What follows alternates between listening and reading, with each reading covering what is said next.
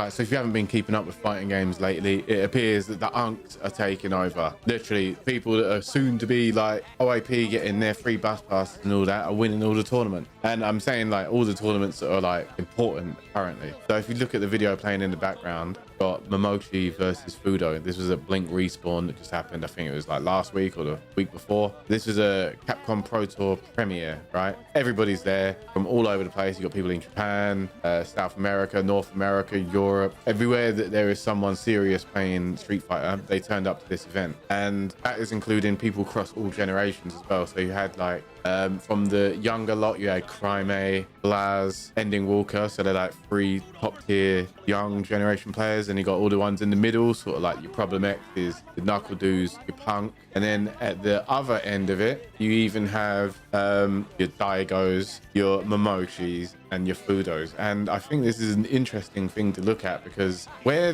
esports is, there's no pioneers before like the oldest competitors we've got that are currently active, if that makes sense. So like a player such as Fudo or Momochi, both of these are 39 years old, right? Bear in mind. There's no other there's nowhere beyond them to really look to see what's the longevity of somebody being able to compete in something like this. It's not like a physical sport like boxing or a football or something where age just means you're just going to deteriorate and you physically cannot do it anymore. This is something where it's all mental and like minorly like in your hands. But for the most part, it's actually quite impressive. Even the young bloods are getting slapped about still by the old heads. And I think it's a great testament to their ability to adapt and keep up with what's going on over time. Log J Bold in the comments. I hear in the background I've got some further evidence to prove my point of the rule of the unks is we got Goichi versus Xiaohai, right? Goichi's 37, Xiaohai's 36. I've given you 4 examples of players whose age is closer to 40 than it is to 30, right? And 30 in esports terms is basically you're a dinosaur. So these kind of players playing at the absolute peak, right? This is the peak. Like for City of the Wolves, this is a $1.5 million tournament. So anyone worth their salt in this game would have been trying their absolute hardest to get this, right? This is life-changing for all of these players involved. Xiaohai has obviously won EWC and Street Fighter before, so he's insanely skilled player. Goichi needs no introduction, but if you don't know who Goichi is, he's basically the god of anime fighters. And I think it's just proof that we don't know anything about the longevity of a fighting game player at the minute. I think there's no way to tell. Like they've been playing for a long time, obviously, so most people start playing when they're kids. Like the good players probably start playing when they're kids and they'll have developed all this experience over all these years. But what's the limit? Like so when they started, skill level would have been lower, right? According to natural progression. You see the same thing in sports, for example. Like look at MMA, right?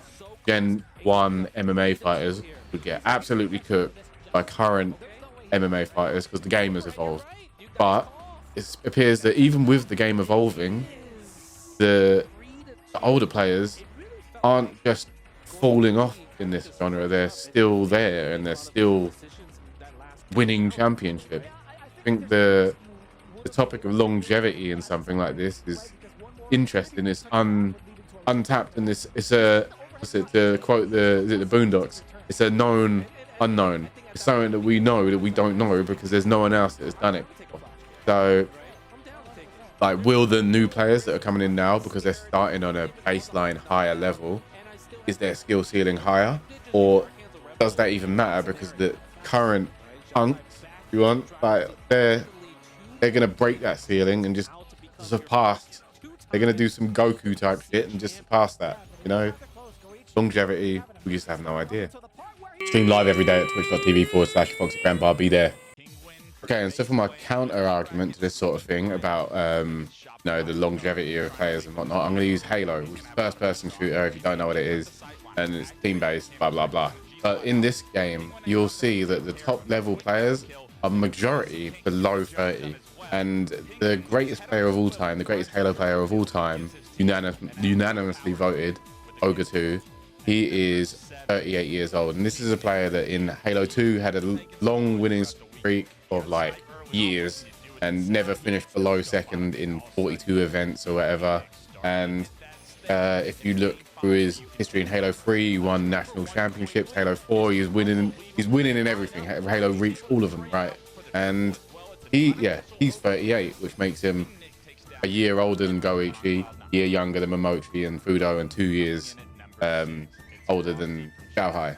And I think all the members that are on his like Dynasty God Squad final boss, all of them sort of around a similar sort of age, don't compete at that level anymore. And I'm wondering what makes fighting games this genre where the unks can still hang around, because clearly in shooting games, I'm not too clued up on games like COD and the MOBAs and all that, but if you know something about that, or you got any outliers that can help prove a point either way, just comment about it. I'll be interested in reading about it.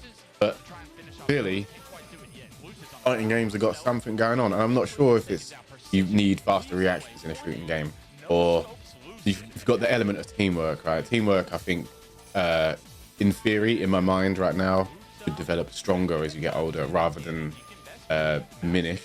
But yeah, this is very interesting. Just interesting how fighting games don't follow the same sort of pattern as something else that you see. Like if you just go onto any pro tour of other games, Rainbow Six, that's another one. Rainbow Six has all got youngsters on it that are at the very peak.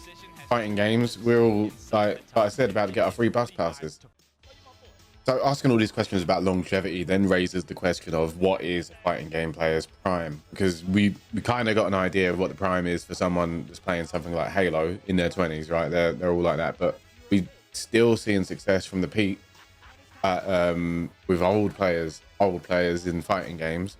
So what if this isn't even a Momochi or a Fudo prime? What if this is just like their infancy in fighting games? You never know, because they could be playing for 40 years for all we know. Or like a Sonic Fox, right? Sonic Fox just wins everything, but is this even the prime? Like, do we even know? And if you use myself as an example, right? So when I was younger, I would have higher peaks and lower lows. Like, it's not drastically different from what it is now.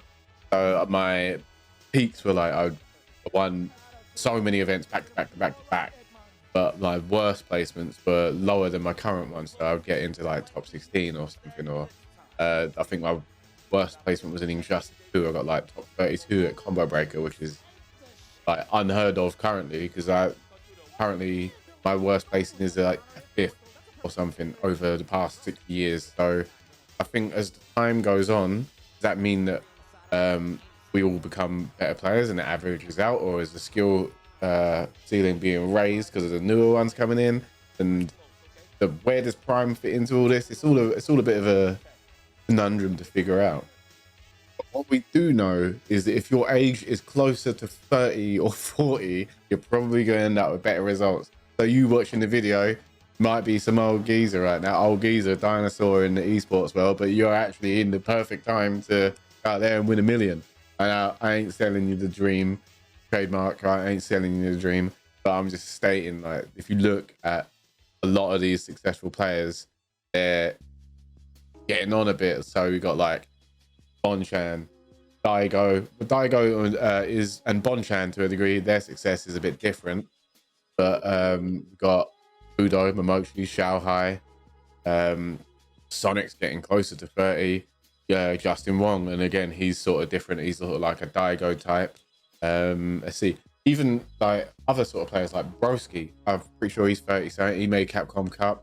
And then there's just so many players out there. Infectious, I think, is 30 plus when he got Evo top 3. There's a lot of unks out here, and they seem to be putting in work.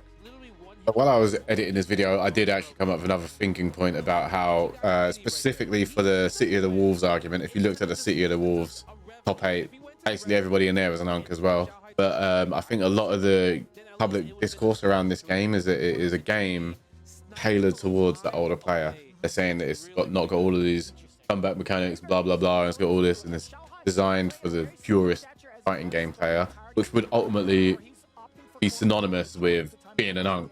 Because if that's the case, like, how are you going to be the purest fighting game player without being an unk? Don't make no sense, does it? So I guess you could use that in your argument to the rise of the unks. But again, when you bring it back around to the Street Fighter argument, that game is tailored to bring new people in, and new people is basically synonymous with the younger generation, because all of the Street Fighter heads that already play Street Fighter are going to be unks, because that's just the way it is. It's the same thing with fighting games in general. I think Mortal Kombat is the only game where this rise of the unk thing is not happening. There's very few players in Mortal Kombat over 30 that are currently active and still placing. I think I might be the last one to have placed in a major tournament that is 30 plus, or like got an Evo top 8 or whatever, which basically makes me the dinosaur of Mortal Kombat. But if I was to go into the Street Fighter world, I'm like in the middle. So yeah, I think even, well, I guess I can't just disprove my point. Even with the games being tailored to X sort of audience, doesn't really matter, does it? Like Mortal Kombat should be an unk game. What's going on? So yeah, what do you reckon is up with this spectacular case of the unks and the uprising of the unks and all that? Do you think that the future is going to be grandpas destroying everyone and the unks getting schooled, the current youngins turning into the unks and getting schooled by the grandpas, and then the new generation getting grandpaed up by the unks? And then I don't know, there's going to be some sort of weird hierarchy of skill going on in the fighting game community in some point in time, once we got enough players to basically connect all like generations of living human beings. I wonder how do you think that sort of community would pan out? There's, because of the longevity thing that we don't know, the thing that we know that we don't know, the potential for all these weird outcomes is there, whether you like it or not. And yeah, thank you for tuning into my video, just listening to me waffle. If there's any sort of topic that you fancy hearing me talking about within fighting games, I'm quite happy to just have a waffle about it. Comment about it. If you ain't got shit to comment lol Jade Bold, obviously, because lol Jade Bold. And yeah, other than that, thank you for watching my video. Subscribe, you know, do all the usual business. And yeah, I'll see you in the next one. Thank you all very much for tuning in. Take care.